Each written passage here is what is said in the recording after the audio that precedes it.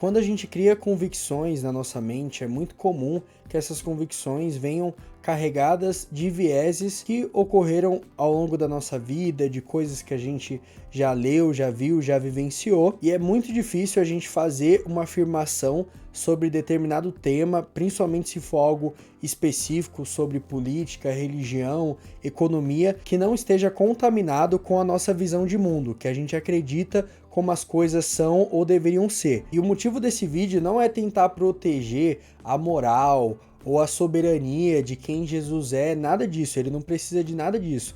Porém, é sempre bom a gente ressaltar o que é verdade e o que é mentira. Mas quando os fatos são sistematicamente distorcidos em prol de uma visão de mundo específica, é dever de quem sabe que a verdade é absoluta e ela precisa ser defendida, ponderar essas questões e poder trazer luz, né, dentro da situação. E eu tô falando tudo isso porque o Jean Willis, ele foi convidado para o podcast do Inteligência Limitada, e mais uma vez essa afirmação ela já é muito conhecida, principalmente quando a pessoa se identifica como um católico romano e foi instruída através da teologia da libertação, né, afirmar que Jesus era comunista porque ele fez isso ou fez aquilo, sendo que isso nada mais é do que um anacronismo gigantesco para tentar justificar uma visão de mundo, além de ser um posicionamento herético e idólatra sobre quem Jesus é, sobre quem Deus é. E para vocês terem um contexto, eu vou passar o trecho onde o Jean Willis faz essa afirmação. Essa ideia de esquerda e direita, ela tem... Mas tinha esse conceito na sua cabeça naquela época? Na época os já termos, existiam, os termos já existiam, por exemplo. A teologia da libertação era de esquerda. Total. E a Bíblia pastoral, que era a Bíblia que a gente utilizava, por exemplo, a edição pastoral,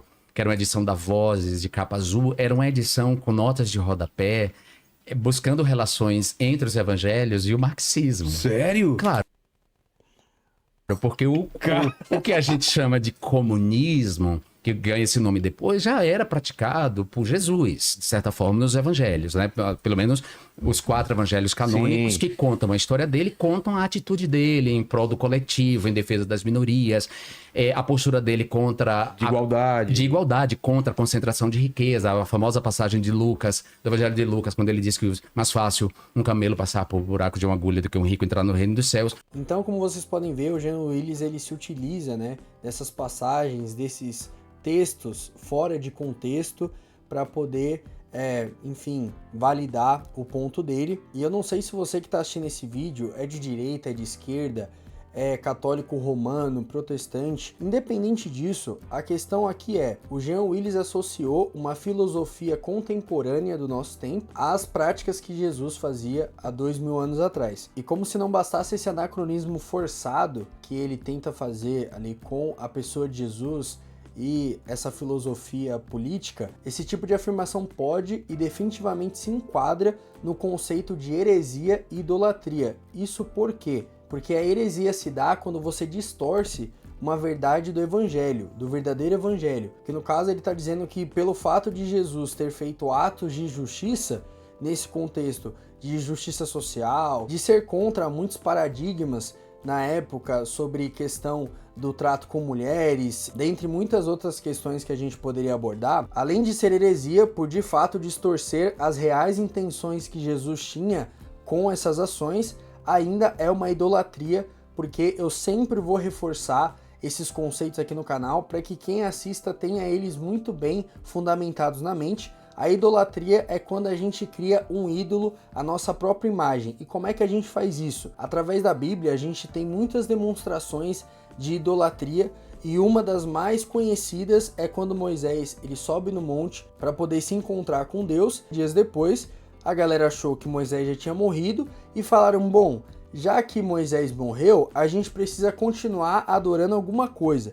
Então vamos fazer um bezerro de ouro aqui e vamos adorar ele do jeito que a gente achar melhor. Então fizeram um bezerro de ouro e começaram a adorar essa imagem que eles mesmos tinham criado de Deus, com orgias e tudo que o coração das pessoas queria fazer, porque essa é a definição de um ídolo. Você pega um conceito de divindade, nesse caso o conceito do único Deus, e cria um modelo que vai corresponder a tudo que você quer fazer ou a tudo que você gosta. Então, se eu sou comunista, o meu ídolo vai ser comunista. Se eu sou conservador, o meu ídolo também vai ser conservador, vai votar no Bolsonaro. E isso não faz o menor sentido, porque ao longo de toda a Bíblia, Deus, através das suas manifestações ao longo do tempo, demonstrou a forma certa da gente lidar com determinadas situações que ele sabia que ocorreriam no nosso cotidiano. Uma delas, a desigualdade dentro do contexto social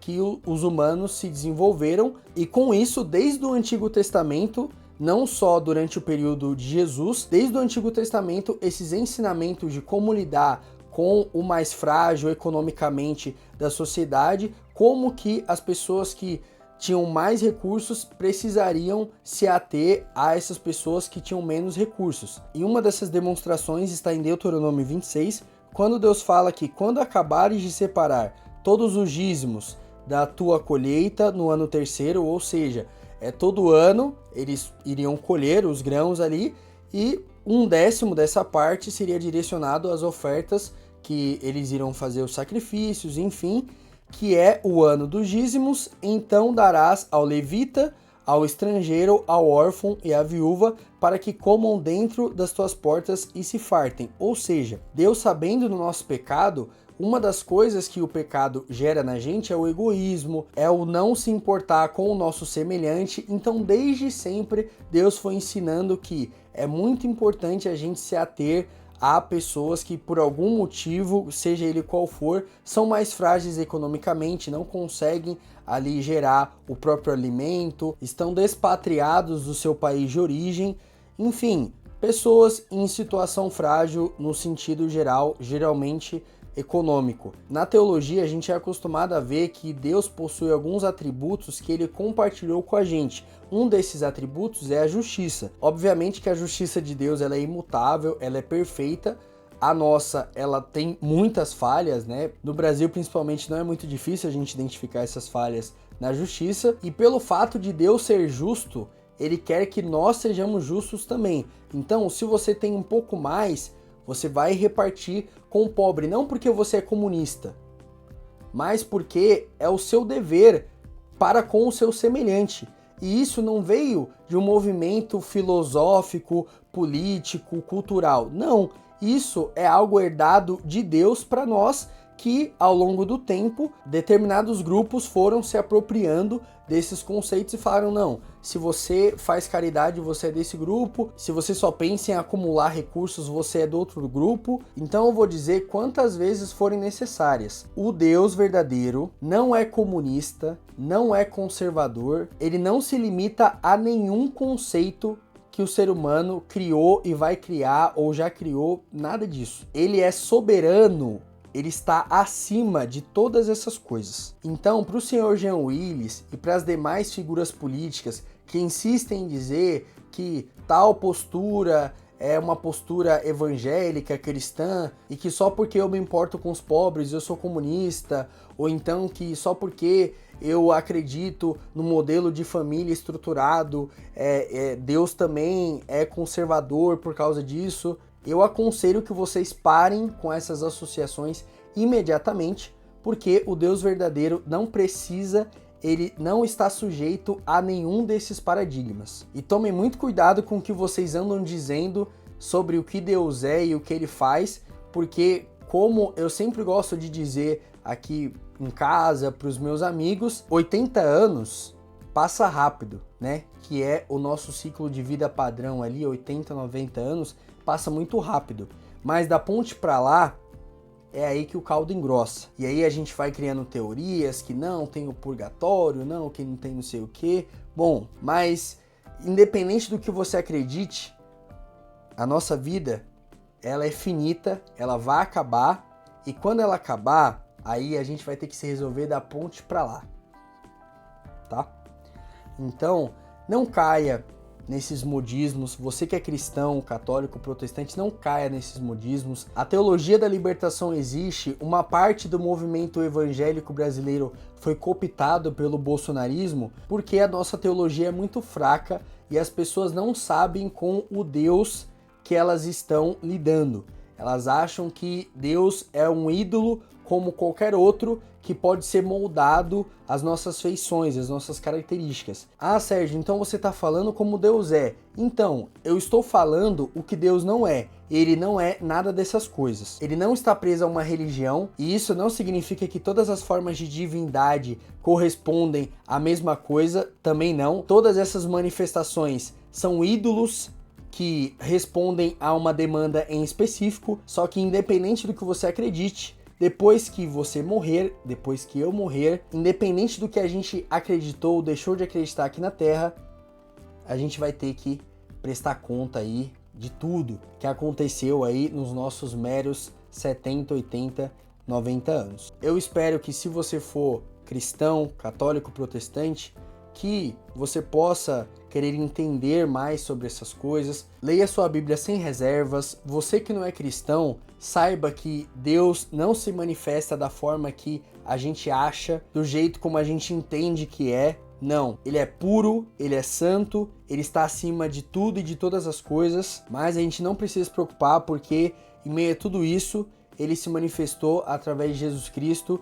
E é isso que a gente precisa focar. Deus não está interessado em política, Deus não está interessado nos modismos que as igrejas foram criando ao longo do tempo e foram chamando de ministérios, né? Não existe uma autoridade aqui na Terra que corresponda à autoridade de Deus, né, Igreja Católica Romana? Porque nada limita quem Deus realmente é. Então toda vez que você ouvir um político, seja de esquerda ou de direita, falar que Deus é isso ou Deus é aquilo, saiba que é um blefe. Saiba que ele provavelmente não sabe do que ele está falando. Leia sua Bíblia, procure buscar quem Deus realmente é, que quem procura acha, principalmente nesse contexto, tá bom? Talvez tenha outros vídeos aqui que possam te interessar, mas para esse vídeo é isso. Até a próxima. Tchau, tchau.